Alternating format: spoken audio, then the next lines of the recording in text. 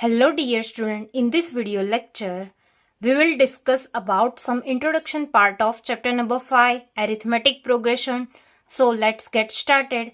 So first of all, let's understand what is arithmetic progression. So an arithmetic progression or arithmetic sequence is a sequence of numbers such that the difference between the consecutive terms is same, constant. यानी कि arithmetic progression या फिर arithmetic sequence वो ऐसी sequence है numbers की कि जहां पे difference between the consecutive terms यानी कि साथ वाली जो टर्म्स होती है उन सब के बीच का डिफरेंस कैसा सेम मेंटेन होता है या फिर कांस्टेंट होता है। सो यहाँ पे मैंने एक एग्जांपल लिया है जो कि एपी गिवन है 4, 6, 8, 10, 12। तो आप यहाँ पे देख सकते हो कि 4 में मैं कितना ऐड करूंगी तो मुझे 6 मिलेगा +2। सिमिलरली 6 में मैं कितना ऐड करूंगी तो मुझे 8 मिलेगा +2। सिमिलरली 8 में मैं कितना ऐड करूंगी तो मुझे 10 मिलेगा +2। सिमिलरली 10 में कितना ऐड करूंगी तो मुझे 12 मिलेगा +2।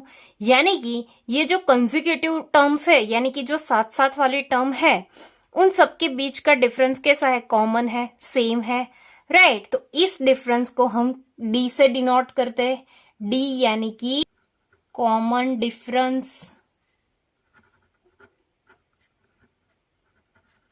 यानी कि कोई भी नंबर सीक्वेंस एपी में है या नहीं वो चेक करने का फर्स्ट क्राइटेरिया क्या है कि उसके जो कंसेक्यूटिव टर्म्स है उसके बीच में डिफरेंस कैसा सेम होना चाहिए। ये जो एग्जांपल के लिए एपी मैंने लिया है उसमें जो ये फर्स्ट टर्म है उसे हम A1 से डिनोट करते हैं, वैसे ही सेकेंड टर्म को हम A2 से डिनोट करेंगे, थर्ड टर्म को हम A3 से डिनोट करेंगे, फोर्थ टर्म को हम A4 से डिनोट करेंगे और फिफ्थ टर्म को हम A5 से डिनोट करेंगे और A1 को हम जनरली A से भी डिनोट करते हैं। सो आप यहाँ पे देख सकते हो कि A1 is equals to A हो जाएगा और A2 क्या आ जाएगा कि A1 में अगर मैं डिफरेंस D ऐड कर लेती हूँ तो मुझे A2 मिल जाएगा, यानी कि A2 इज इक्वल्स टू क्या आ जाएगा A1 प्लस D जो कि कॉमन डिफरेंस है। सो A1 के प्लेस पे अभी हमने देखा A डाल सकते हैं यानी कि A प्लस D हो जाएगा ये A2। सिमिलरली अगर हम A3 देखेंगे, अगर A2 में मैं कॉमन डिफरेंस D ऐड कर लूंगी तो मुझे A3 मिल जाएगा यानी कि A2 प्लस D हो जाएगा। अभी देखो A2 क्या मिला, A प्लस D, यानी कि A2 की प्लेस पे मैंने डाल दिया A प्लस D और ये D। सो ये क्या हो जाएगा A plus 2 times D, 1D plus 1D 2D और ये A3, राइट। सिमिलरली ऐसे ही अगर आप आगे देखो तो A4 क्या आ जाएगा, A3 में अगर मैं D ऐड कर लूंगी तो मुझे A4 मिल जाएगा यानी कि A3 प्लस D। तो अभी आप देखो A3 यहाँ पे हमें क्या मिला A प्लस 2D, यानी कि इसके प्लेस पे हम A प्लस 2D लिख सकते हैं और ये D एज इट इज। सो ये क्या हो जाएगा A और 2D प्लस 1D 3D होता है, यानी कि A4 हमें क्या मिला A प्लस 3D। वैसे ही आप A5 के लिए भी फाइंड आउट कर सकते हैं जो कि A4 में D ऐड करने के बाद आएगा। अगर मुझे nth टर्म फाइंड आउट करनी है, nth टर्म फाइंड आउट करने के लिए जो फॉर्मूला यूज होती है वो क्या होती है, an is equals to A तो आता ही है सब में, प्लस ये देखो ये 4 है तो ये 3 है यानी कि 4 माइनस 1 है। तो अगर हम यहाँ पे n ले रहे हैं तो यहाँ पे क्या आ जाएगा n माइनस 1 और ये D एज इट इज। यानी कि हमें एपी में किसी भी नंबर की टर्म फाइंड आउट करनी है तो उसके लिए क्या जनरल फॉर्मूला हो जाएगा, an is equals to A plus n minus 1 into D, जहां पे A क्या है फर्स्ट टर्म, D क्या है कॉमन डिफरेंस और an क्या है nth टर्म। यानी कि अगर गिवन एपी में हमें nth टर्म कौन सी है ये फाइंड आउट करना है तो ये फॉर्मूला का इस्तेमाल करेंगे an is equal to A plus n minus 1 into D।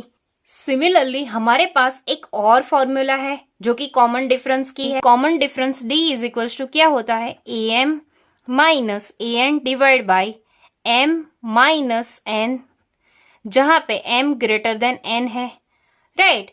यानी कि अगर हमें दो डिफरेंट टर्म्स गिवन है और हमें डिफरेंस D फाइंड आउट करना है तो हम इस फॉर्मूला का यूज करेंगे। जैसे कि ये फॉर्मूला कैसे यूज होगी मैं आपको एक एग्जांपल लेके दिखाती हूँ।